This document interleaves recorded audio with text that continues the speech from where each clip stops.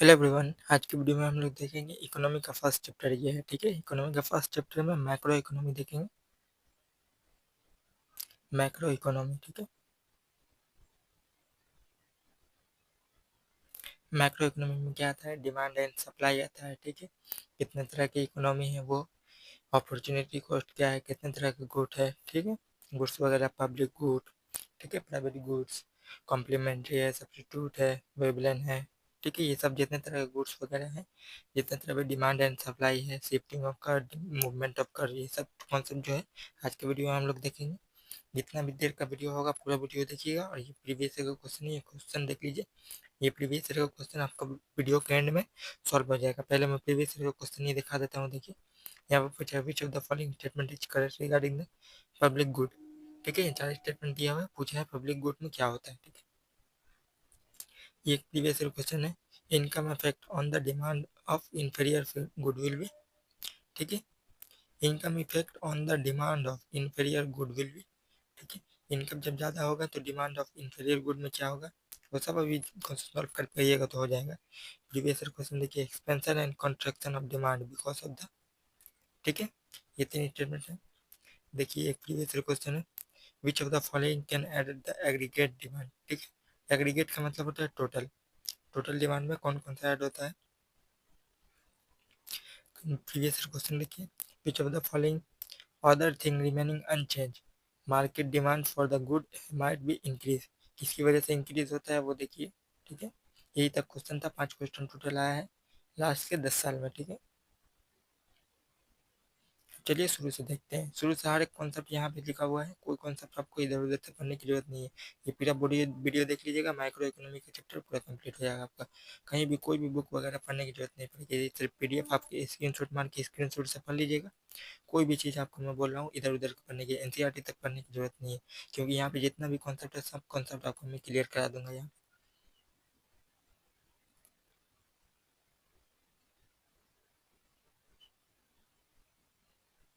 देखिए, economy syllabus और preparation देख लेते हैं। सिलेबस देखिए, इकोनॉमी में देखिए, प्रीलिम का क्वेश्चन देखिए, कभी 13, कभी 18, कभी 16, 18, 14, 15, 15 से 20 क्वेश्चन हर साल आता है इकोनॉमी में। ठीक है, इसलिए इकोनॉमी बहुत जरूरी है। पॉलिटी और इकोनॉमी देखिएगा, सबसे इजी और सबसे मस्त क्वेश्चन आता है जो आपको सॉल्व करने में मजा आएगा। मेंस में देखिए, हर साल 6 क्वेश्चन आता है, लगभग 100 मार्क्स का क्वेश्चन आता है मेंस में।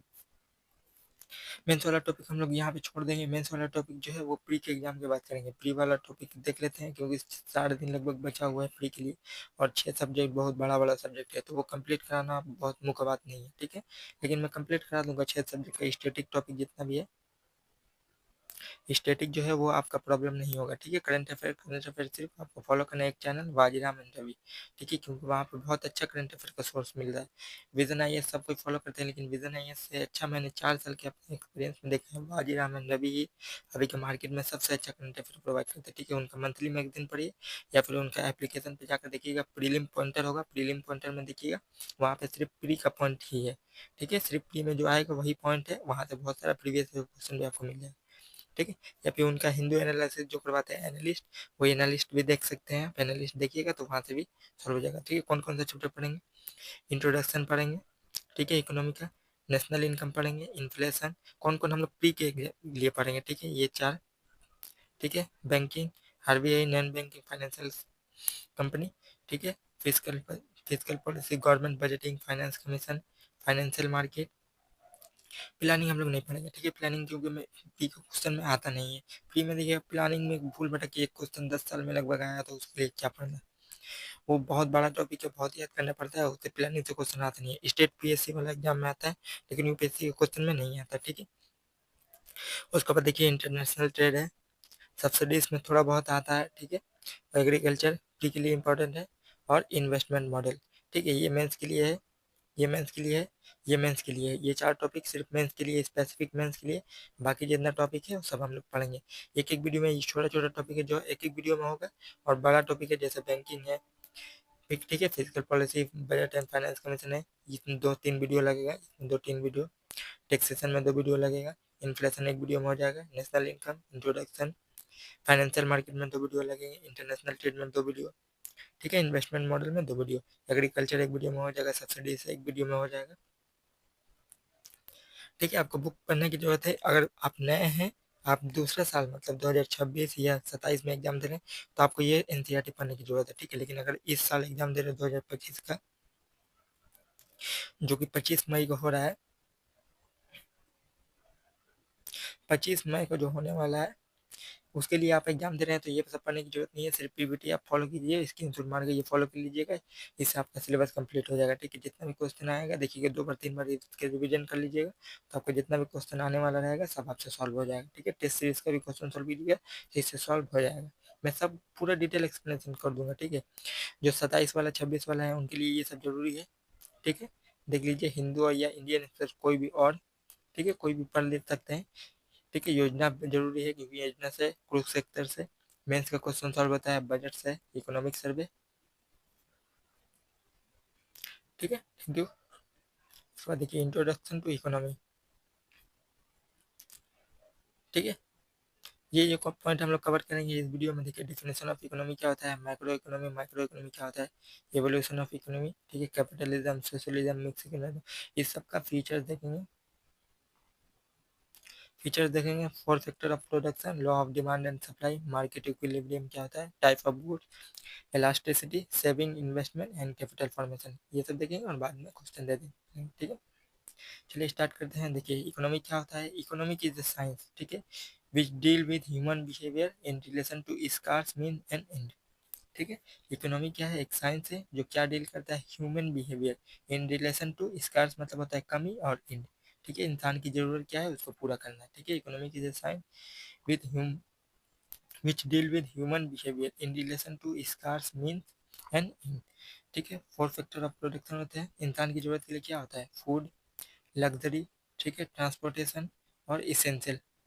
ठीक है, इसेंशियल में क्लॉथ हो सकता है और बाकी सब चीज़ होता है। फूड सबसे बेसिक नीड है, लग्जरी, ट्रांसपोर्टेशन, ठीक है, इसेंशियल, एक जैसे से दूसरे जाने के लिए ये बेसिक नीड है, इसी को पूरा करने को इकोनॉमी कहते हैं। ठीक है, देखिए, इकोनॉमी दो तरह के होते हैं, एक होता है माइक्रो और एक होता है मैक्रो। माइक्रो का मतलब होता है इंडिविजुअल यूनिट, ठीक है, माइक्रो इंडिविजुअल यूनिट को देखता है, और मैक्रो का मतलब होता है होल।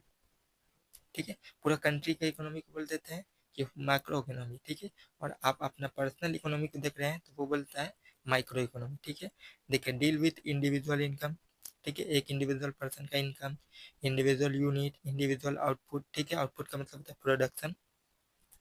और देखिए, मैक्रो का मतलब होता है deal with aggregate such as national income हो गया, ठीक है, इंडिया का पूरा कंट्री का एम्प्लॉयमेंट हो गया। ठीक है, पूरा कंट्री को दिखाता है मैक्रो इकोनॉमी में। उसके बाद देखिए, main tool are demand and supply. ठीक है, मैक्रो इकोनॉमी को कंपेयर को मेजर करने के लिए दो मेन टूल है, डिमांड एंड सप्लाई। और मैक्रो इकोनॉमी का, ये माइक्रो इकोनॉमी का डिमांड एंड सप्लाई, और मैक्रो इकोनॉमी का देखिए aggregate demand and supply. Aggregate का मतलब होता है टोटल, एग्रीगेट का मतलब होता है टोटल। ठीक है, total demand and total supply. ठीक है, माइक्रो इकोनॉमी का। उसके बाद देखिए, फोर फैक्टर ऑफ प्रोडक्शन। देखिए, four factor of production refer to the difference input, ठीक है, that are required for producing and supplying the goods in the economy. ठीक है, फोर फैक्टर ऑफ प्रोडक्शन क्या है, डिफरेंस इनपुट है, ठीक है, जो रिक्वायर होता है कोई भी चीज़ को प्रोडक्शन के लिए। क्या जरूरी है, लैंड जरूरी है। ठीक है, प्रोडक्शन के लिए लैंड जरूरी है, लेबर जरूरी है, कैपिटल जरूरी है, कैपिटल मतलब होता है मनी, मनी, और इंटरप्रेन्योरशिप, इंटरप्रेन्योरशिप मतलब होता है पर्सन। ठीक है, कोई भी किसी इंसान का दिमाग जरूरी है। ठीक है, जैसे सेल्फ एम्प्लॉय हो गया, या फिर पीपल स्टार्टिंग ए बिजनेस। ठीक है, लैंड में क्या क्या आ जाएगा, लैंड में देखिए मिनरल आ जाएगा, लैंड यूज फॉर इंफ्रास्ट्रक्चर, ठीक है, एग्रीकल्चर आउटपुट। लेबर में, ठीक है, पर्सन आ जाएगा। कैपिटल में देखिए मशीन आ जाएगा, इंफ्रास्ट्रक्चर आ जाएगा, such as manufacturing, factory, road वगैरह, ये सब कैपिटल में आ जाएगा। और एंटरप्रेन्योरशिप में सेल्फ एम्प्लॉय और पीपल स्टार्ट बिजनेस। ठीक है, यहाँ पे देखिए कैपिटल, लेबर, एंटरप्रेन्योरशिप और लैंड, चार चीज़ जरूरी है कोई भी चीज़ प्रोडक्शन के लिए। ये चार फैक्टर बहुत जरूरी है। ठीक है, इन चार फैक्टर के बिना कोई भी चीज़ प्रोडक्शन नहीं हो सकता। उसके बाद देखिए फैक्टर ऑफ प्रोडक्शन। देखिए, कंपनी, हाउस होल्ड। ठीक है, हाउस होल्ड क्या करता है, कंपनी को लेबर प्रोवाइड करता है, लेबर उसके बदले में, कंपनी उसके बदले में क्या करता है, इनकम पेड करता है लेबर को। ठीक है, पैसा पेड करता है। ठीक है, हाउस होल्ड जो है वो काम करता है कंपनी के लिए, कंपनी उसके बदले में क्या करता है, अमाउंट पेड करता है, ठीक है, वेजेज पेड करता है, उसको वेजेज कहते हैं, ठीक है। यहाँ पे देखिए लैंड के बदले में क्या मिलता है, लैंड के बदले में रेंट मिलता है, ठीक है। लैंड के बदले में फैक्टर कॉस्ट क्या है, इन लैंड के बदले में रेंट, फैक्टर इनकम भी क्या होता है, रेंट मिलता है। लेबर के बदले में क्या होता है, वेजेज मिलता है। आप लेबर में काम कर रहे हैं तो आपको वेजेज मिलेगा, ठीक है, पगार मिलेगा। कैपिटल के बदले में क्या मिलता है, इंटरेस्ट। कैपिटल आप इन्वेस्ट कर रहे हैं, पैसा आप इन्वेस्ट कर रहे हैं तो उसके बदले में इंटरेस्ट मिलेगा। कोई भी कंपनी में इन्वेस्ट कीजिए, कोई भी इन्वेस्ट कीजिए, ठीक है। और एंटरप्रेन्योरशिप के बदले में प्रॉफिट, ठीक है। आप अपना दिमाग लगाइएगा तो उसके बदले में क्या मिलेगा, प्रॉफिट मिलेगा, ठीक है। फैक्टर कॉस्ट क्या होता है, फैक्टर कॉस्ट देखिए वो होता है जो आप पैसा लगाए, कोई भी बिजनेस स्टार्ट किए तो जैसे पकड़ लीजिए आप एक फोक्चा का दुकान खोले, ठीक है, फोक्चा का दुकान खोले तो फोक्चा बनाने में जो जो मटेरियल का खर्च होगा तो वो फैक्टर कॉस्ट हो जाएगा कि, ठीक है। किसी भी चीज़ को प्रोडक्शन के लिए जो चीज़ चाहिए, जो पैसा की ज़रूरत पड़ती है उसे फैक्टर कॉस्ट बन जाता है। और फैक्टर इनकम जब आप बेचिएगा तो जो पैसा जनरेट होगा उसको बोल जाता है फैक्टर इनकम, ठीक है। देखिए एक्सपेंडिचर पेड और इनकर बाय द कंपनी, ठीक है। एक्सपेंडिचर जो लगता है कोई चीज़ को बनाने के लिए, ठीक है, तो उसी को बोल जाता है फैक्टर को। और फैक्टर इनकम जब आप बेचिएगा तो सर्विस प्रोवाइडर आपको पेड करेगा उसी को, ठीक है, समझ में आ गया। उसके बाद देखिए तीन तरह के इकोनॉमी होते हैं, कैपिटलिज्म, सोशलिज्म और मिक्स इकोनॉमी। देखिए कैपिटलिज्म में क्या होता है, देखिए फैक्टर ऑफ प्रोडक्शन कौन कंट्रोल करता है, प्राइवेट ओनरशिप, ठीक है। जैसे कोई इंडिविजुअल पर्सन, ठीक है, प्राइवेट ओनरशिप कंट्रोल कर रहा है। फैक्टर ऑफ प्रोडक्शन कौन है, लैंड, लेबर, कैपिटल और एंटरप्रेन्योरशिप, ठीक है। और सोशलिज्म में क्या होता है, गवर्नमेंट कंट्रोल करता है फैक्टर ऑफ प्रोडक्शन को, गवर्नमेंट कंट्रोल करता है। और मिक्स इकोनॉमी में बोथ, ठीक है। मिक्स इकोनॉमी क्या करता है कि कुछ चीज़ों को जो स्पेसिफिक चीज़ है जैसे डिफेंस हो गया, एनर्जी हो गया, ये सब चीज़ों को गवर्नमेंट कंट्रोल करता है। बाकी सब छोटा मोटा चीज़ जो है उसको प्राइवेट सेक्टर मतलब कोई इंडिविजुअल पर्सन कंट्रोल कर सकता है, ठीक है। देखिए कैपिटलिज्म में यही सिर्फ आपको याद करके रखना है, बाकी जो पीडीएफ है वो मेंस के लिए जरूरी है, मैं बता दूंगा कौन मेंस के लिए जरूरत है कौन प्री के लिए। देखिए रोल ऑफ गवर्नमेंट जो है कैपिटलिज्म में बहुत कम होता है, ठीक है, मिनिमम होता है, ठीक है, मिनिमल होता है। और सोशलिज्म में बहुत ज़्यादा होता है, ठीक है, गवर्नमेंट का रोल बहुत ज़्यादा होता है। कोई भी सोशलिस्ट इकोनॉमी में देखिएगा तो गवर्नमेंट का रोल बहुत ज़्यादा होता है। मिक्स इकोनॉमी में देखिए more of providing A conducive environment, ठीक है, कुछ चीज़ें गवर्नमेंट कंट्रोल करता है, ठीक है, और कुछ चीज़ें प्राइवेट सेक्टर। उसके बाद प्राइस डिटरमाइन बाय, देखिए कैपिटलिज्म में प्राइस कौन डिसाइड करता है, मार्केट डिसाइड करता है कि मार्केट में डिमांड ज़्यादा होगा तो उसका प्राइस भी ज़्यादा होगा, ठीक है, डिमांड कम रहेगा तो प्राइस भी कम रहेगा।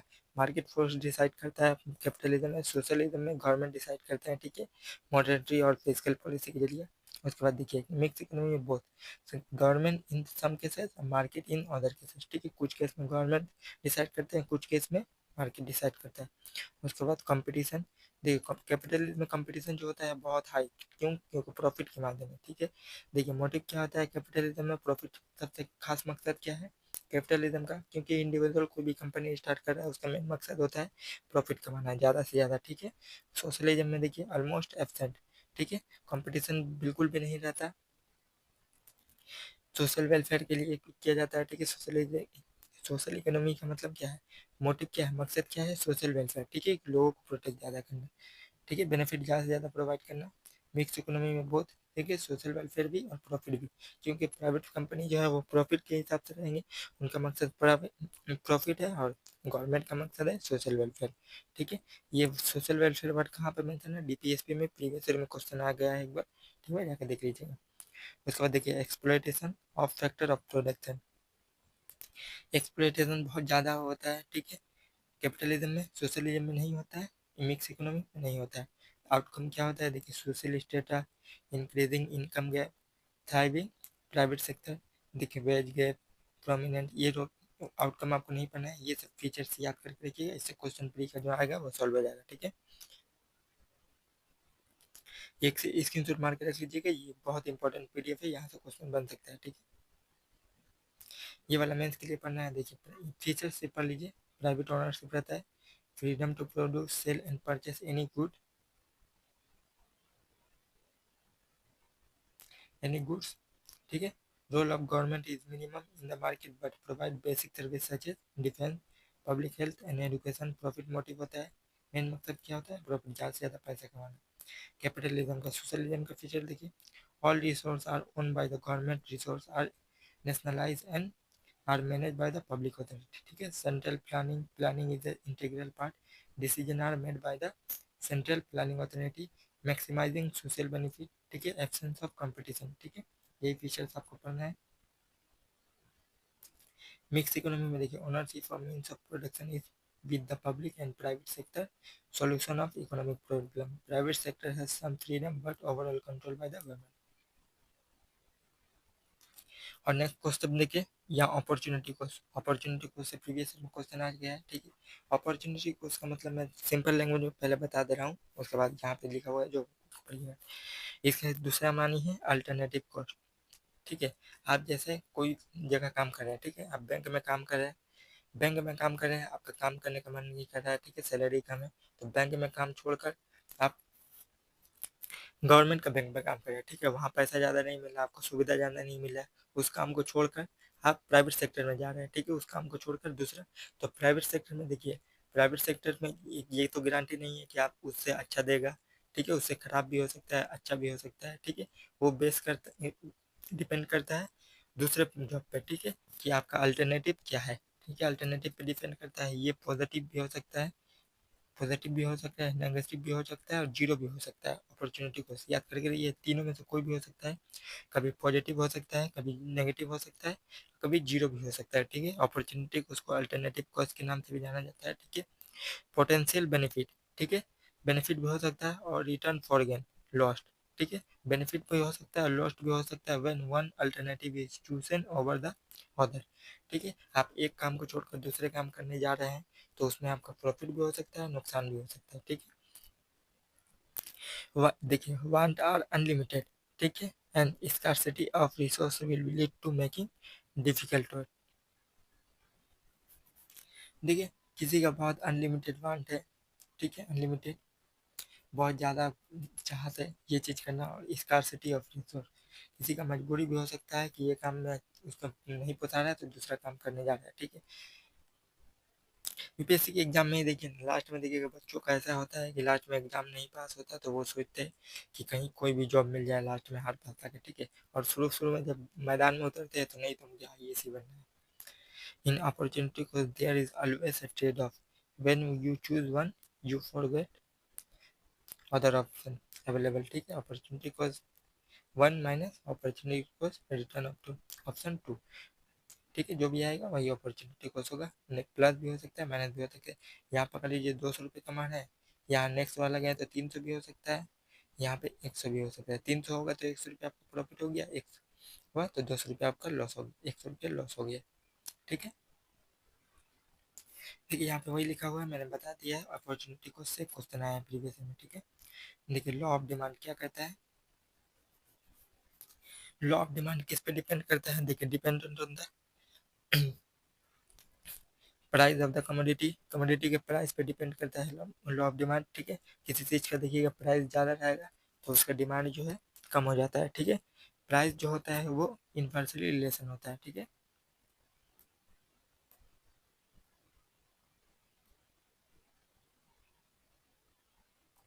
इन्वर्सली रिलेशन होता है, ठीक है। प्राइस ऑफ रिलेटेड गुड, ठीक है।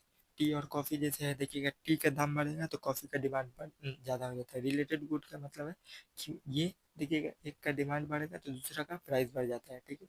इनकम ऑफ द कंज्यूमर, ठीक है, कंज्यूमर का इनकम बढ़ता है तो उससे भी डिमांड में असर पड़ता है। जैसे इनकम बढ़ गया तो देखिएगा कि कुछ चीज़ लोग जो है ज़्यादा इनकम बढ़ होता है तो डिमांड भी ज़्यादा करते हैं, ठीक है। लेकिन बहुत ज़्यादा इनकम होने पे डिमांड कुछ चीज़ों का कम हो जाता है, ठीक है। जैसे लग्जरी प्रोडक्ट है, ठीक है, जैसे ग्राउंड लेवल पे जो चीज़ मिलता है वो देखिएगा अमीर लोग बहुत कम खाना पसंद करते हैं, वो चीज़ हो जाएगी। और टेस्ट एंड प्रेफरेंस, ये अमीरी के हिसाब से, ठीक है, कि लोगों को टेस्ट चेंज हो जाता है पैसे के हिसाब से। देखिए, लॉ ऑफ डिमांड क्या कहता है, when price is goes up, ठीक है, प्राइस जब ज़्यादा होगा तो demand, quantity of demand goes down, ठीक है, डिमांड कम हो जाएगा। The relationship between price and quantity is inverse, ठीक है, यहाँ पे मैंने शुरू में ही बता दिया है। व्हेन प्राइस गोस डाउन, ठीक है, डिमांड ज़्यादा हो जाएगा। प्राइस जब नीचे गिरेगा किसी भी चीज़ का, देखिएगा प्राइस जब बहुत कम होता है ना लोग उसको ज़्यादा खरीदने लगते हैं, प्राइस ज़्यादा हो जाएगा तो देखिएगा कम खरीदते हैं। देखिए, स्टेटमेंट देखिए, if all the other factor remain unchanged, ठीक है, दूसरा को जितने भी फैक्टर है वो चेंज नहीं होते हैं, ठीक है। Then the higher the price of good lower the demand and vice versa, ठीक है। अदर फैक्टर जो है चेंज नहीं होते हैं तो प्राइस के ज़्यादा होने पे डिमांड कम हो जाएगा और डिमांड के कम होने पे प्राइस ज़्यादा हो जाएगा, ठीक है।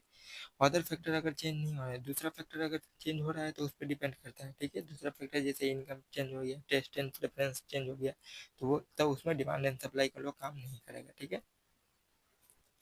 लॉ ऑफ डिमांड देखिए, देखिए अगर प्राइस ज़्यादा हो रहा है, ये ग्राफ देखिए, देखिए यहाँ पे देखिए, यहाँ 1 2 3 4,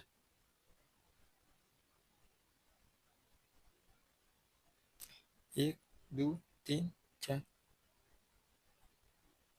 यहाँ पे देखिए प्राइस देखिए 4 रुपया है, 4 रुपया है तो डिमांड कम है, ठीक है। जैसे देखिए प्राइस ज़्यादा है तो डिमांड कम है, प्राइस जैसे घट रहा है तो डिमांड देखिए बढ़ रहा है, ठीक है। डिमांड 3 हो गया, 2 रुपये में 3 डिमांड है, 1 रुपये में देखिए डिमांड और बढ़ गया, ठीक है। 1 रुपये में देखिए 4 डिमांड हो गया, ठीक है।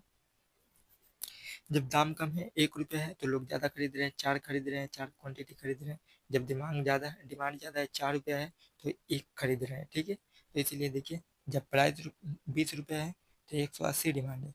जब देखिए डिमांड हो बढ़कर 60 रुपया हो गया तो डिमांड घट के 80 रुपये हो गया। डिमांड जैसे जैसे बढ़ रहा है, ठीक है, क्वांटिटी वैसे वैसे घट रहा है, ठीक है। इन्वर्स रिलेशन है लॉ ऑफ डिमांड का, ठीक है। प्राइस के रिलेटेड में क्वांटिटी डिमांड हमेशा उल्टा होता है, याद करके रखिएगा कि जैसे जैसे प्राइस बढ़ेगा डिमांड घटता जाएगा, ठीक है। ये कॉन्सेप्ट समझ में आ गया। लॉ ऑफ सप्लाई देखिए, सप्लाई डिपेंडेंट होता है, देखिए price of the commodity, price of other goods, ठीक है, change of technology, change of cost of production, tax and subsidy, transportation cost, ठीक है। देखिए सप्लाई किस पे डिपेंड करता है, कॉस्ट,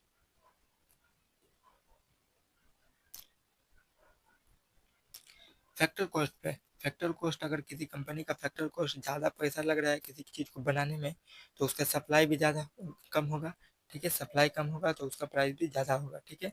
देखिए सप्लाई डिपेंड होता है, देखिए प्राइस ऑफ द कम्युनिटी, किसी चीज़ का प्राइस कितना है उसी के हिसाब से उसका सप्लाई बढ़ेगा, ठीक है। प्राइस ऑफ अदर गुड, उससे रिलेटेड गुड, टेक्नोलॉजी का चेंज होने से, ठीक है, टेक्नोलॉजी आसानी से मिल रहा है तो उसका सप्लाई जो है वो ज़्यादा हो जाएगा, ठीक है। और टेक्नोलॉजी बहुत हार्ड है तो उसका सप्लाई, ठीक है। ये सब चीज़ें देखिए, टेक्नोलॉजी है, कॉस्ट ऑफ प्रोडक्शन है, सब्सिडीज है, ट्रांसपोर्टेशन कॉस्ट है, ये सब देखिए। टेक्नोलॉजी अगर ज़्यादा होगा तो सप्लाई बहुत ज़्यादा होगा, कॉस्ट ऑफ प्रोडक्शन अगर ज़्यादा लगेंगे तो सप्लाई कम होगा, ठीक है। क्योंकि ज़्यादा महंगा कोई चीज़ बनाना नहीं चाहता, अगर सस्ता होगा तो देखिएगा मार्केट में सब कोई वही चीज़ बेच रहा है, ठीक है।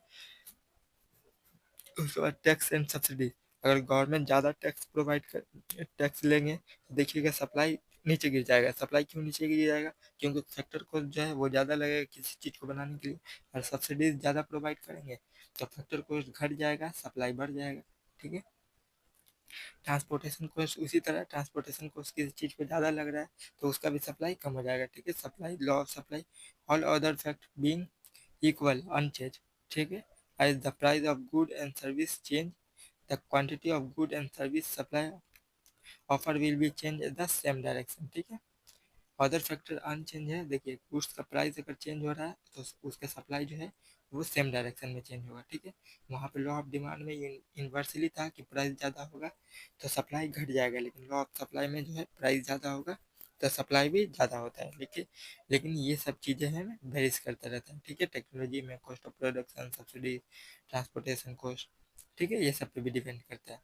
देखिए लॉ ऑफ सप्लाई देखिए, प्राइस ज़्यादा हो रहा है तो लोग सप्लाई भी ज़्यादा कर रहे हैं, ठीक है। सप्लाई भी ज़्यादा कर रहे हैं क्योंकि प्राइस ज़्यादा हो रहा है तो लोग खरीद भी उससे ज़्यादा, ठीक है।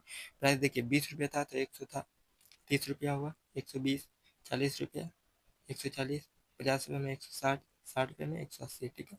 प्राइस जैसे जैसे ज़्यादा हो रहा है सप्लाई भी सेम डायरेक्शन में भाग रहा है, ठीक है। लेकिन वहाँ पे डिमांड में मतलब क्या था, लॉ ऑफ डिमांड क्या कर रहा था, अपोजिट डायरेक्शन में था, ठीक है।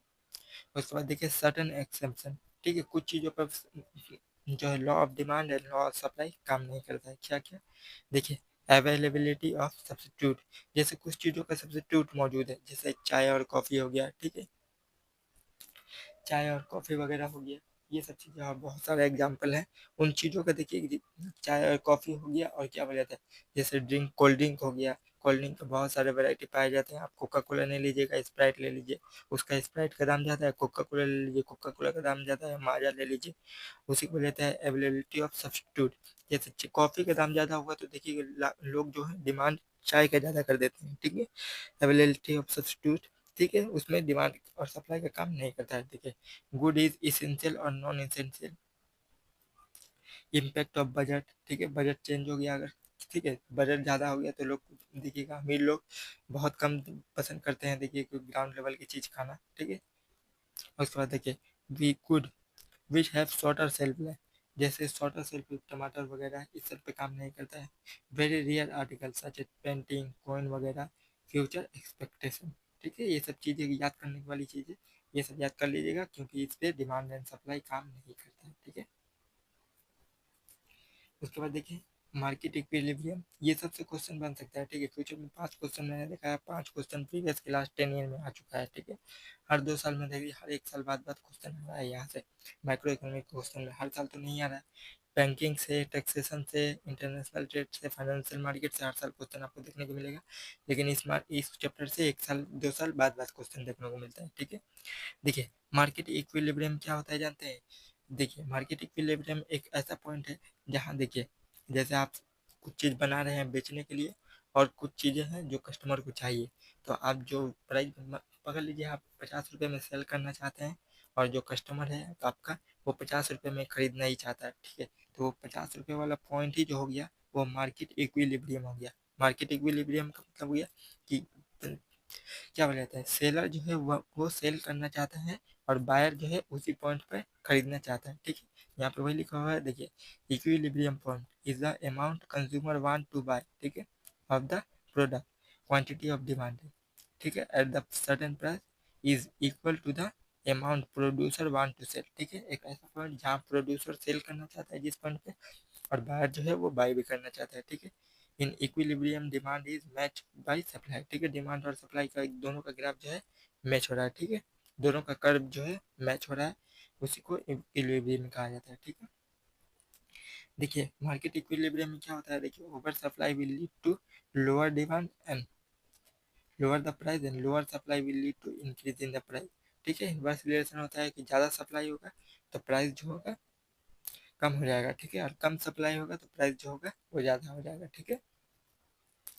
मार्केट इक्विलिब्रियम वही कर रहा है कि कोई भी चीज़ का सप्लाई अगर ज़्यादा होगा, ठीक है, तो उसका प्राइस का दाम कम हो जाएगा। बहुत ज़्यादा सप्लाई होगा, टमाटर का दाम देखिएगा, जैसे मैं एग्जांपल के दे रहा हूँ, टमाटर या प्याज, प्याज का दाम देखिएगा कि जब प्याज का प्रोडक्शन कम होता है ना, सप्लाई कम होता है, तो देखिएगा 100 रुपये किलो, 200 रुपये किलो देखें प्याज का दाम, टमाटर का दाम बहुत ज़्यादा हो जाता है। वो कैसे कम करता है? मार्केट इक्विलिब्रियम, ठीक है, कि वहाँ सप्लाई कम हुआ तो प्राइस ज़्यादा होगा, और देखिएगा सप्लाई बहुत ज़्यादा, सप्लाई के टाइम पे मैं आम का एग्जांपल दे रहा हूँ। देखिएगा इंडिया में आम का प्रोडक्शन बहुत ज़्यादा होता है ना, आम देखिएगा 10 रुपये केजी मिलना स्टार्ट हो जाता है। जिस साल कम हुआ रहता है, वहाँ साल देखिएगा 30 रुपया, 40 रुपया, 50 रुपया केजी मिलता है। क्यों मिलता है? डिमांड एंड सप्लाई की वजह से, ठीक है। मार्केट इक्विलिब्रियम वही कॉन्सेप्ट काम कर रहा है उसी में भी, ठीक है। देखिए सप्लाई एंड डिमांड का कर्व, ठीक है, एक होता है movement along the curve happen when the price of the commodity change, ठीक है। जब मूवमेंट अलोंग द कर्व, देखिए ये कर्व है, कर्व के अंदर में ही, कर्व के ऊपर ही मूवमेंट हो रहा है, ठीक है, कर्व के ऊपर या नीचे मूवमेंट हो रहा है, ठीक है। और एक होता है शिफ्टिंग ऑफ कर्व, ठीक है, happen when there is a change in any other parameter other than price, ठीक है। दूसरा कोई चीज़ चेंज होगा, जैसे टेक्नोलॉजी हो गया, टेस्ट एंड प्रेफरेंस हो गया, किसी कंज्यूमर का, किसी बाहर का जो है टेस्ट चेंज हो गया, किसी का इनकम चेंज हो गया, ठीक है। ये सब चीज़ जब चेंज होगा तो डायरेक्ट कर्व भी शिफ्ट हो जाता है, लेफ्ट शिफ्ट होगा या फिर राइट शिफ्ट होगा, ठीक है। उसको बोलते हैं इंक्रीज और डिक्रीज, ठीक है। जब शिफ्ट होगा, कर्व शिफ्ट होगा तो इंक्रीज और डिक्रीज वर्ड यूज होगा, ठीक है।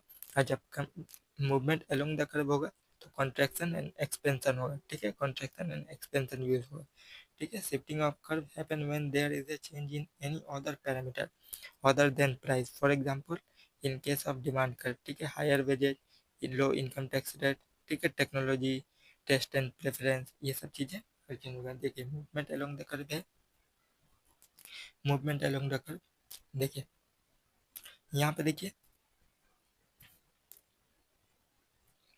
प्राइस ज़्यादा हुआ, ठीक है, प्राइस ज़्यादा हुआ तो डिमांड कम हो गया, ठीक है, प्राइस देखिए कम हुआ, डिमांड ज़्यादा हो गया, प्राइस और कम हुआ, डिमांड और ज़्यादा हुआ, प्राइस और कम हुआ, डिमांड और ज़्यादा हुआ। लेकिन जो मूवमेंट हो रहा है वो कर्व में ही हो रहा है, ठीक है, मूवमेंट जो है कर्व में ही हो रहा है। और प्राइस अगर सेम रहेगा, डिमांड भी सेम रहेगा, ठीक है, डिमांड भी सेम है, प्राइस भी सेम है, और दूसरा कुछ चेंज हो गया तो डायरेक्ट शिफ्ट हो जाता है यहाँ पे, ठीक है। यहाँ पे देखिए और movement shifting of the curve देखिए, देखिए shifting of the curve, hold income देखिए 500 price per unit of goods, ठीक है, टोटल यूनिट 10, ठीक है।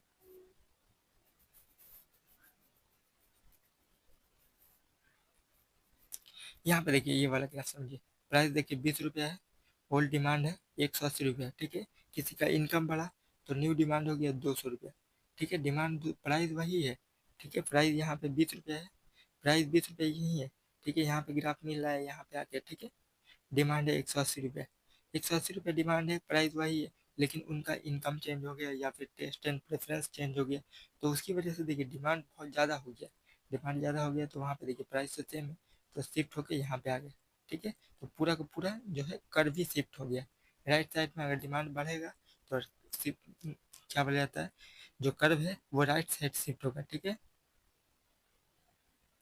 डिमांड ज़्यादा, डिमांड ज़्यादा होगा तो याद करके रखिए कर्व जो है वो राइट साइड शिफ्ट होगा, और डिमांड कम होगा, ठीक है, तो कर्व जो है वो लेफ्ट साइड शिफ्ट होगा, ठीक है, लेफ्ट साइड मूव होगा कम जब डिमांड कम होगा, याद करके रहिएगा।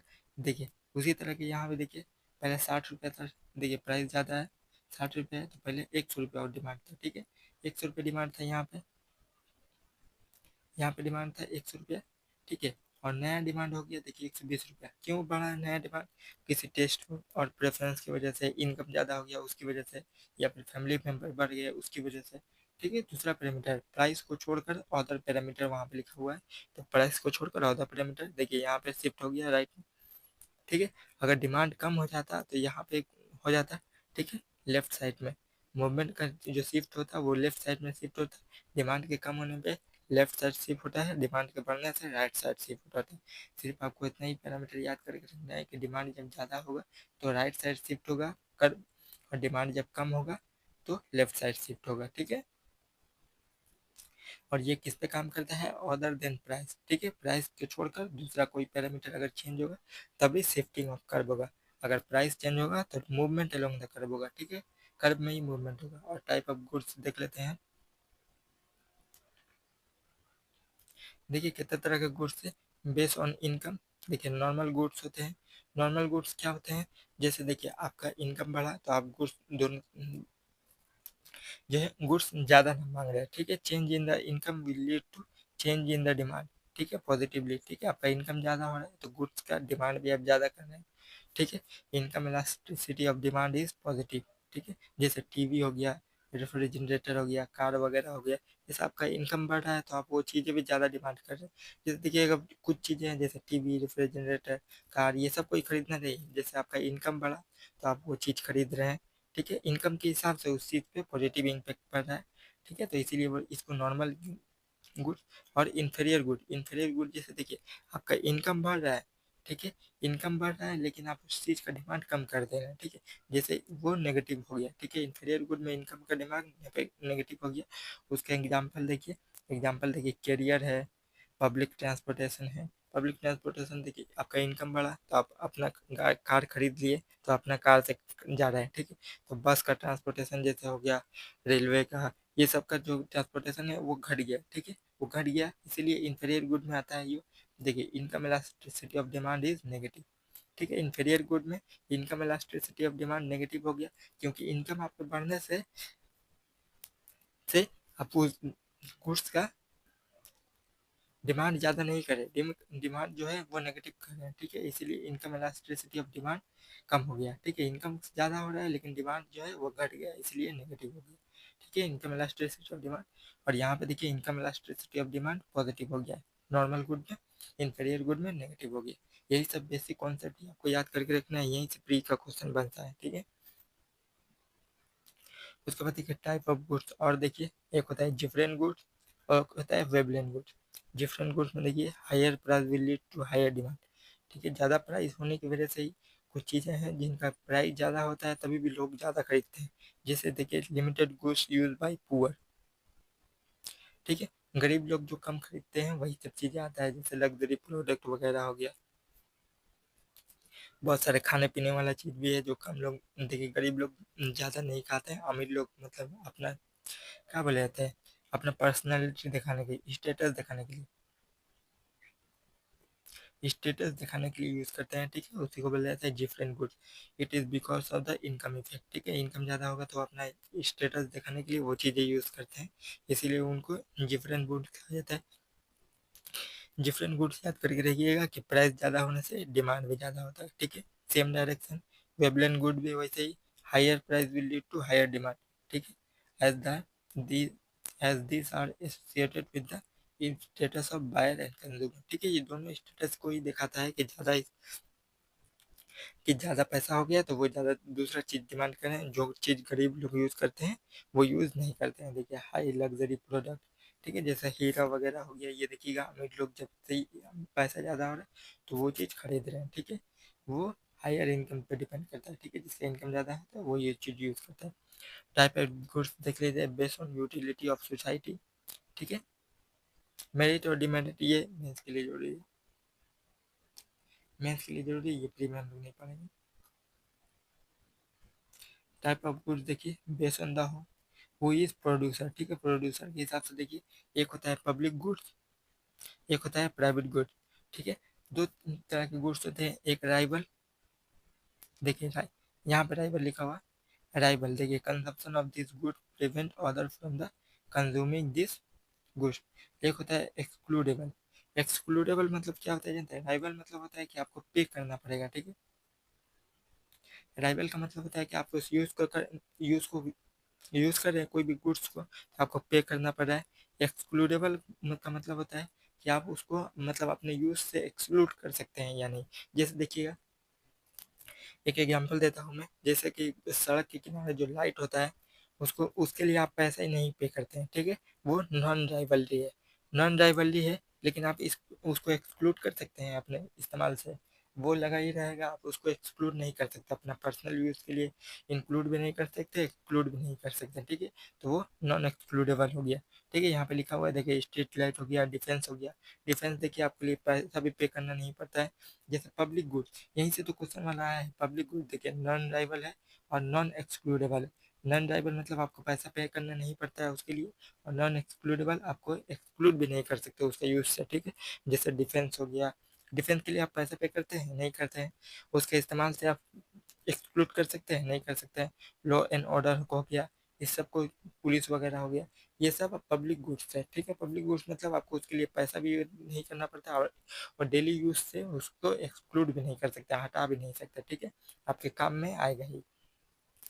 और प्राइवेट गुड्स को देख लीजिए, एक्सक्लूडेबल और राइवल। एक्सक्लूडेबल मतलब आप आपकी मर्जी से यूज कर सकते हैं, और आप मर्जी से आपको पे करना पड़ेगा उसके लिए, ठीक है। जैसे कि लाइब्रेरी पकड़ लीजिए, पब्लिक गुड में कोई भी चीज़ पकड़ लीजिए ना कि आपको पे करके उसको इस्तेमाल करना है। जैसे कोई कार वगैरह हो गया, ठीक है, कार, जैसे आप कार है, राइवल है, राइवल मतलब आपको पे करना पड़ेगा, एक्सक्लूडेबल है, आप उसको एक्सक्लूड कर सकते हैं, ठीक है, यूज़ करें ना करें वो आपकी मर्जी है, ठीक है। देखिए राइवल और एक्सक्लूडेबल, ठीक है, पब्लिक प्राइवेट गुड है, जैसे कार वगैरह हो गया ये सब, और पब्लिक गुड में देखिए नॉन राइवल है और एक्सक्लूडेबल है। नॉन राइवल,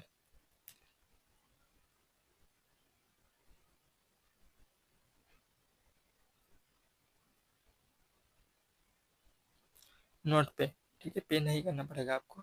देखिए एक होता है एक्सक्लूडेबल है, देखिए राइवल है लेकिन नॉन एक्सक्लूडेबल है। कॉमन गुड्स, पब्लिक लाइब्रेरी, देखिए राइवल है, आपको पैसा पे करना पड़ेगा, ठीक है, नॉन एक्सक्लूडेबल है। नॉन राइवल, क्लब गुड्स, ठीक है, इलेक्ट्रिसिटी,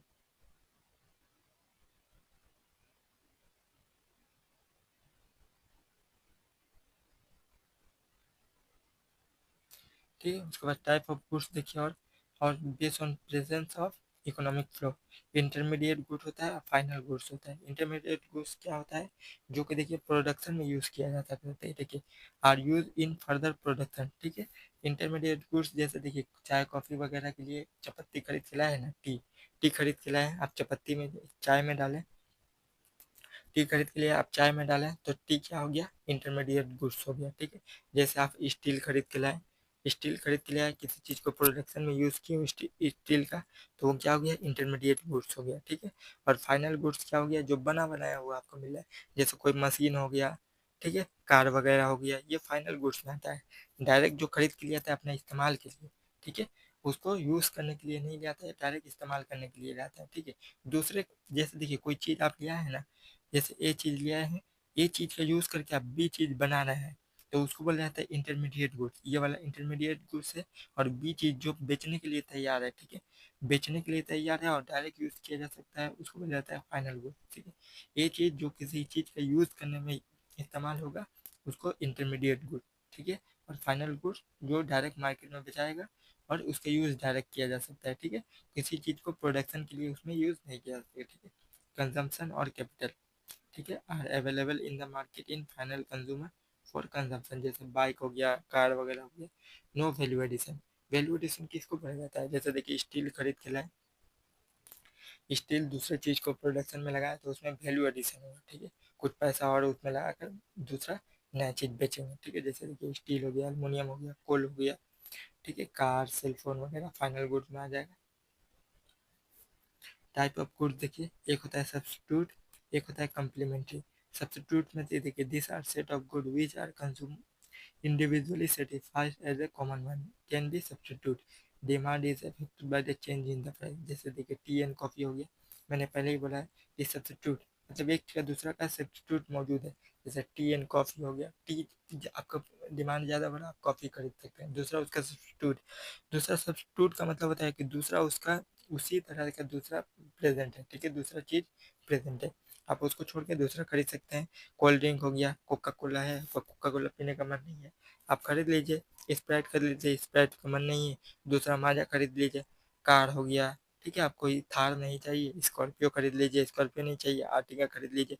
फ़ोन देख लीजिए, मोटरोला पसंद नहीं है, रियलमी खरीद लीजिए, रियलमी पसंद नहीं है, सैमसंग खरीद लीजिए, सैमसंग पसंद नहीं है, आईफोन खरीद लीजिए, ठीक है। दूसरा सब्स्टिट्यूट जो है मार्केट में अवेलेबल है, ठीक है। और एक होता है कम्प्लीमेंट्री, कम्प्लीमेंट्री का मतलब होता है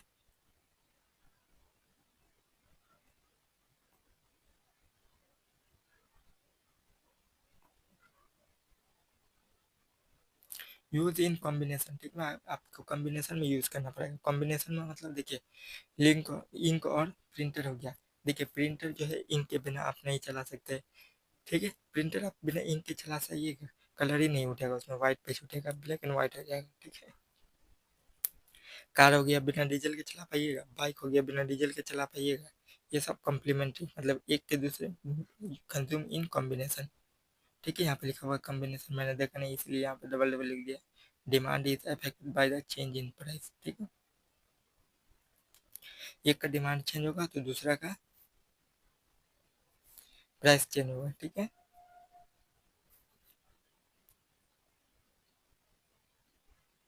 इलास्टिसिटी देख लीजिए, देखिए elasticity measure the change in the demand with the change in the variable, जैसे प्राइस हो गया, इनकम हो गया। It is the measure in the responsiveness of the demand with variable such as price, income. Price elasticity of demand, चार तरह के elasticity होते हैं, price elasticity of demand, income elasticity of demand, gross elasticity of demand, price elasticity of supply, ठीक है। ये चार तरह के, चलिए चारों तरह को डिमांड को देखते हैं। देखिए प्राइस इलास्टिसिटी ऑफ डिमांड, जैसे किसी चीज़ का प्राइस ज़्यादा हुआ तो उस पर डिमांड कितना चेंज हुआ, देखिए change in the demand of good x, ठीक है, divided by change in the price of goods x, ठीक है। किसी चीज़ का डिमांड चेंज होने से उसका प्राइस पे क्या इम्पैक्ट पड़ा, उसी को बोला जाता है प्राइस इलास्टिसिटी ऑफ डिमांड, ठीक है। जैसे देखिए, देखिए लक्सरी गुड में इलास्टिक होता है, क्यों, क्योंकि देखिए उसका प्राइस चेंज हो रहा है तो उसका डिमांड भी, प्राइस पॉजिटिव जा रहा है तो उसका डिमांड भी पॉजिटिव जा रहा है। ये किस में होता है, इंफीरियर गुड में होता है, ठीक है। इन्फीरियर गुड्स में होता है, ठीक है। इन्फीरियर गुड्स में पॉजिटिव होता है, हाँ ठीक है, और नॉर्मल गुड में जो है वो इन इलास्टिक होता है। नॉर्मल गुड क्योंकि देखिए प्राइस ज़्यादा होता है तो डिमांड उसका कम हो जाता है, नेगेटिव होता है। दोनों अगर पॉजिटिव रहेगा तो फिर प्राइस इलास्टिसिटी ऑफ डिमांड भी पॉजिटिव होगा, ठीक है, इलास्टिक होगा। यहाँ पे देखिए लग्जरी प्रोडक्ट लिखा हुआ है, लग्जरी प्रोडक्ट मतलब इन्फीरियर गुड्स, ठीक है। ये unit change in price lead to unit change in demand, ठीक है, यूनिटरी। यहाँ पे याद करके रहिए, इलास्टिक का मतलब है more than one, in elastic का मतलब होता है लेस देन वन, ठीक है, प्राइस इलास्टिसिटी ऑफ डिमांड में, ठीक है। चेंज इन द प्राइस, कितना चेंज, प्राइस के चेंज होने से डिमांड कितना चेंज हो रहा है वो डिपेंड कर दिखाता है प्राइस इलास्टिसिटी ऑफ डिमांड।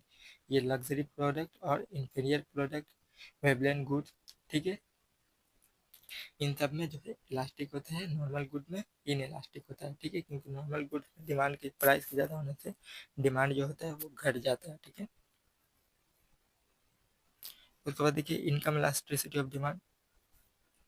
देखिए इनकम के बढ़ने से डिमांड बढ़ रहा है या घट रहा है, ठीक है। इनकम ज़्यादा हो रहा है, इनकम ज़्यादा हो रहा है तो आपका डिमांड बढ़ रहा है किधर, ठीक है। इन्फीरियर गुड में देखिए इलास्टिक होगा, ठीक है, ग्रेटर देन जीरो है, इलास्टिक है। नॉर्मल गुड में,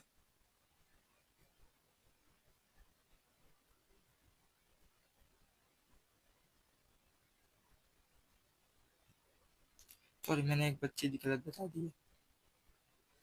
देखिए यहाँ नॉर्मल गुड में है जो है इलास्टिक होगा, और इंफीरियर गुड में है जो है वो इन इलास्टिक होगा, ठीक है। नॉर्मल गुड में क्यों इलास्टिक होगा, क्योंकि प्राइस देखिए rise in the demand will increase in the income, ठीक है, इनकम ज़्यादा होने से प्राइस, प्राइस के ज़्यादा होने से इनकम भी ज़्यादा हो रहा है, ठीक है, डिमांड भी ज़्यादा हो रहा है। इनकम के ज़्यादा होने से डिमांड भी बढ़ रहा है, ठीक है, डिमांड भी सेम डायरेक्शन में बढ़ रहा है नॉर्मल गुड में और इंफीरियर गुड में, ठीक है। इनकम के ज़्यादा होने से डिमांड जो है वो घट जाता है, ठीक है, फॉलो जा रहा है, इसलिए इन इलास्टिक है। लेस देन जीरो है in elastic, more than zero है इलास्टिक, ठीक है। इनकम इलास्टिसिटी ऑफ डिमांड में सिर्फ इतना याद करके रहना है, इनकम ज़्यादा होने से डिमांड कितना ज़्यादा हो रहा है, ठीक है। डिमांड ज़्यादा होगा इनकम के ज़्यादा होने से तो इलास्टिक है, और डिमांड नहीं हो रहा है तो इन इलास्टिक है, ठीक है। उसके बाद देखिए क्रॉस इलास्टिसिटी ऑफ डिमांड, ठीक है। देखिए किसी एक चीज़ का प्राइस चेंज होने से वाई चीज़ का डिमांड ज़्यादा हो रहा है कि कम हो रहा है, ठीक है। जैसे देखिए सब्स्टिट्यूट, ठीक है, सब्स्टिट्यूट में इलास्टिक होता है, ठीक है। सब्स्टिट्यूट में इलास्टिक क्यों होता है कि एक्स का देखिए प्राइस चेंज हुआ तो वाई का देखिए, जैसे टी का प्राइस चेंज हुआ, टी का प्राइस बढ़ा तो देखिए कॉफ़ी का जो है डिमांड बढ़ गया, ठीक है, तो इसका प्राइस चेंज हुआ और इसका कॉफ़ी का डिमांड चेंज हुआ, तो इसीलिए वो इलास्टिक है, ठीक है। सब्स्टिट्यूट जिसका मौजूद है, जैसे कोल्ड ड्रिंक का एक का प्राइस बढ़ा है तो दूसरा का डिमांड बढ़ा है, क्यों बढ़ा है, क्योंकि वो चीज़ जिसका प्राइस बढ़ा है वो चीज़ लोग तो लेंगे नहीं, उसका डिमांड कम हो गया तो उसका सब्स्टिट्यूट जो मौजूद है उसको ज़्यादा लेंगे, ठीक है। कंप्लीमेंट्री गुड में देखिए इन इलास्टिक है, क्यों कम्प्लीमेंट्री क्योंकि सब्स्टिट्यूट उसका मौजूद नहीं है तो आपको सेम में ही लेना पड़ा है। एक का प्राइस बढ़ रहा है तो दूसरा का डिमांड, दूसरे का भी प्राइस बढ़ेगा, ठीक है। एक का प्राइस बढ़ रहा है लोग उसका डिमांड कम कर रहे हैं, दूसरा का भी प्राइस बढ़ जाएगा, ठीक है। उसके बाद देखिए price elasticity of supply. Price elasticity of supply देखिए, ये देखिए प्राइस के बढ़ने से सप्लाई भी ज़्यादा हो रहा है, देखिए supply of in elastic, supply is elastic, ठीक है। सिर्फ आपको इतना याद करके रहना, price elasticity of supply, price से ज़्यादा होने से सप्लाई भी ज़्यादा हो रहा है, ठीक है। प्राइस के ज़्यादा होने से सप्लाई भी ज़्यादा हो रहा है, ठीक है।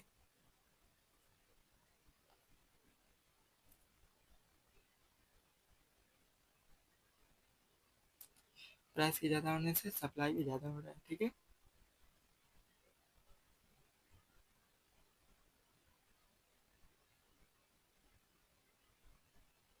एक मिनट थोड़ा सा रुक जाइए।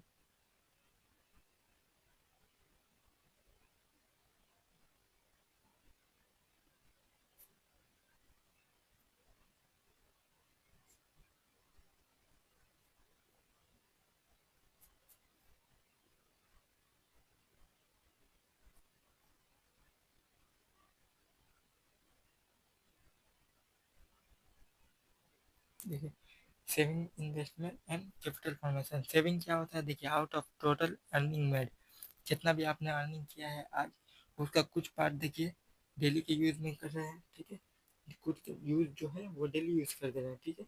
कुछ पार्ट जो है आप अर्निंग किया आज 100 रुपया, 100 रुपया देखिए, the economy use part of it, 100 रुपये में से 50 रुपये मान लीजिए यूज़ कर दिए, ठीक है, कितना बचा, 50 रुपया बचा फॉर इमीडिएट कंजम्पशन, ठीक है। इमीडिएट कंजम्पशन मतलब उसी टाइम एक्सपेंडिचर जिसको बोला जाता है रोज के खर्चे के लिए आप यूज़ कर दिए। Rest is use for future consumption, ठीक है। बाकी 50 रुपये जो बचा आपका, 50 रुपये बचा ना, 50 रुपये आप यूज़ कर दिए, 50 रुपये आपको बचा, 50 रुपये जो है वो फ्यूचर कंजप्शन मतलब सेविंग के तौर पर आप फ्यूचर में रख लिए, ठीक है, तो उसी को बोला जाता है सेविंग।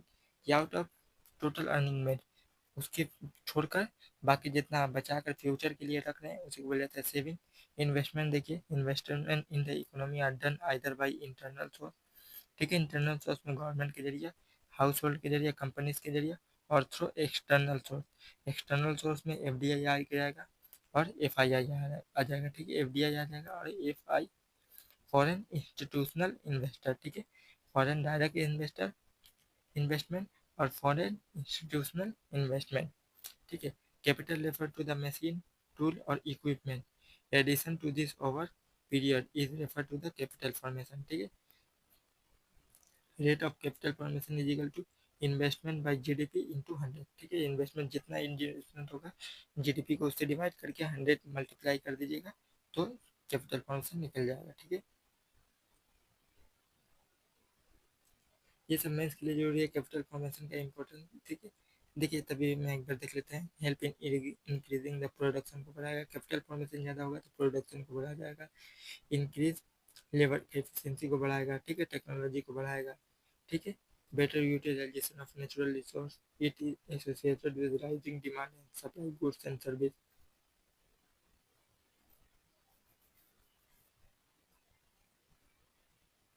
उसके बाद देखिए, उसके बाद क्या है, saving, investment and capital formation में देखिए ग्रोस कैपिटल फॉर्मेशन है और ग्रोस फिक्स कैपिटल फॉर्मेशन है। देखिए ग्रोस कैपिटल फॉर्मेशन और ग्रोस फिक्स कैपिटल फॉर्मेशन है।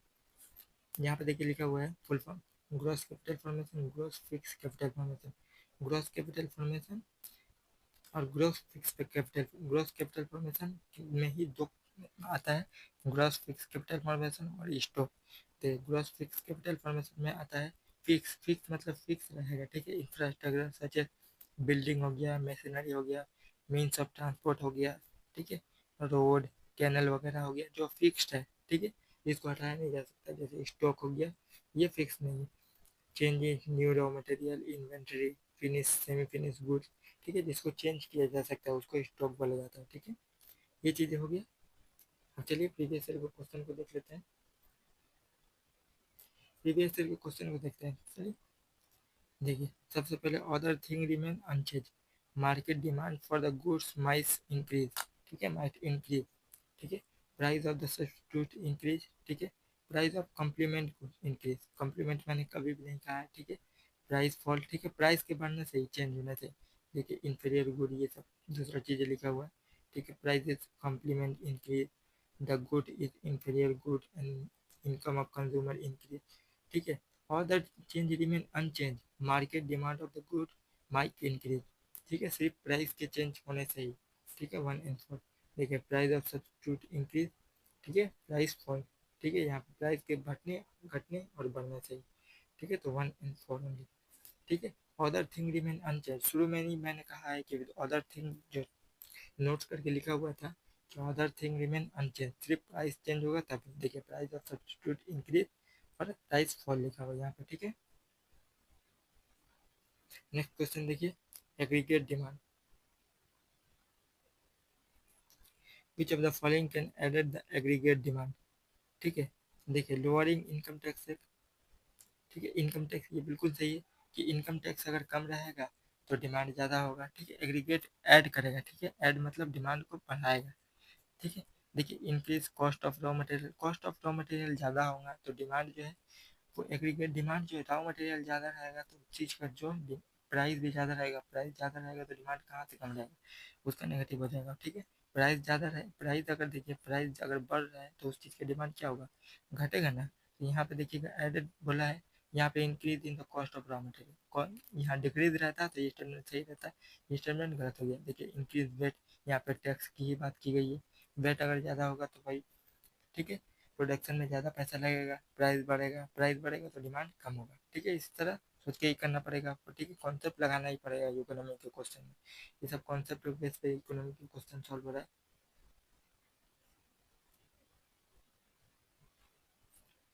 उसके बाद नेक्स्ट क्वेश्चन देखिए, expansion and contraction of demand because of, किसकी वजह से, change in the price of goods, change in the terms of expansion and contraction, ये क्या होगा, मूवमेंट अलोंग द कर्व, ठीक है। मूवमेंट अलोंग द कर्व किसकी वजह से होता है, सिर्फ चेंज इन द प्राइस की वजह से, ठीक है, सिर्फ प्राइस की वजह से ही। देखिए यहाँ पे taste and preference, change in payment consumer, यहाँ पे देखिए इंक्रीज और डिक्रीज यहाँ पे होता है तो ये दो स्टेटमेंट सही होते हैं, यहाँ पे एक्सपेंशन एंड कॉन्ट्रैक्शन होता है तो वहाँ पे शिफ्टिंग ऑफ कर्व हो जाता है, सिर्फ यही स्टेटमेंट सही है, ठीक है, ओनली वन। यहाँ पे ठीक है इंक्रीज और डिक्रीज यहाँ पे लिखा होता है डिमांड की जगह इंक्रीज और डिक्रीज ऑफ डिमांड, तो ये दोनों स्टेटमेंट सही होता है, ये गलत हो जाता है, ठीक है। यहाँ पे एक्सपेंशन कंट्रैक्शन बोला है, मूवमेंट अलोंग देखो, जाके फिर से वीडियो रिपीट करके देखिए अगर ये क्वेश्चन आपसे सॉल्व नहीं हो रहा है तो, ठीक है। देखिए income effect on demand of inferior good will be, inferior good का देखिए इनकम इफेक्ट क्या होगा, नॉर्मल गुड में क्या होता है कि डिमांड के ज़्यादा होने से, इनकम के ज़्यादा होने से नॉर्मल गुड में डिमांड ज़्यादा होता है, ठीक है, नॉर्मल गुड में। हाँ इंफीरियर गुड है, इंफीरियर गुड का मतलब क्या होता है, ठीक है, अगर यहाँ पे इंफीरियर की जगह नॉर्मल गुड रहता है तो ये पॉजिटिव वाला होता है, ठीक है। यहाँ पे इंफीरियर गुड दिया हुआ है तो नेगेटिव, ठीक है, इनकम ज़्यादा होगा तो डिमांड क्या होगा इंफीरियर गुड्स में, नेगेटिव होता है, कम होता है, ठीक है। और एक क्वेश्चन है देखिए पब्लिक गुड्स, पब्लिक गुड्स मैंने उसी टाइम कहा है, पब्लिक गुड्स का non rival and non excludable, non excludable, देखिए यहाँ पे ये थर्ड वाला स्टेटमेंट देखिए, public goods are neither excludable non rivalrous, ठीक है, नॉन राइवल रस, ठीक है। ये क्वेश्चन इजी क्वेश्चन है, देखिए सबका सब ये मेंस वाला क्वेश्चन है, मेंस जब टॉपिक पढ़ेंगे तब हम लोग मेंस वाला टॉपिक, ठीक। Thank you, bye bye. पहला चैप्टर जो है इकोनॉमी का वो पूरा कंप्लीट हो गया, ठीक है। टोटल 15 क्वेश्चन है, 20 वीडियो में लगभग अपलोड करूँगा क्योंकि जो बड़ा चैप्टर है वो 2 या 3 वीडियो में अपलोड करूँगा, ठीक है। जितना भी कॉन्सेप्ट यहाँ पे है 1 घंटा के लगभग लेक्चर में आपका सबका सब कंप्लीट हो गया, ठीक है। इससे रिलेटेड कोई भी कॉन्सेप्ट आपको होगा या कोई भी चीज़ आपको प्रॉब्लम होगी तो आप मुझे कमेंट करके बताइएगा, फिर से मैं समझा दूंगा, ठीक है। ऐसी बात नहीं है कि मैंने आपका कमेंट का रिप्लाई नहीं करूँगा या कुछ भी। नया नया चैनल स्टार्ट हुआ है तो कुछ टाइम लगेगा पूरा कंप्लीट सिलेबस होने कंप्लीट कराने में, ठीक है, थोड़ा सा टाइम लग सकता है लेकिन मैं पूरा का पूरा सिलेबस कंप्लीट करा दूँगा, प्री और मेंस दोनों से रिलेटेड, ठीक है। स्टेटिक आपका कभी भी प्रॉब्लम नहीं होगा, ठीक है, पेड कोर्स वाला हो या फ्री वाला हो उससे कोई फर्क नहीं पड़ता, यहाँ पे सब कुछ फ्री अवेलेबल है यूट्यूब पे, ठीक है। मैंने यूट्यूब चैनल इसीलिए स्टार्ट किया है क्योंकि मुझे पैसे से मतलब नहीं है, सिविल सर्विस बनने के बाद भी आपको पैसे से मतलब नहीं रहेगा, ठीक है। लोगों की भलाई के लिए ही आप सिविल सर्वेंट बनना चाहते हैं, पैसे के लिए बनना है तो कोई प्राइवेट कंपनी में जॉब कर सकते हैं, ठीक है। Thank you, bye bye.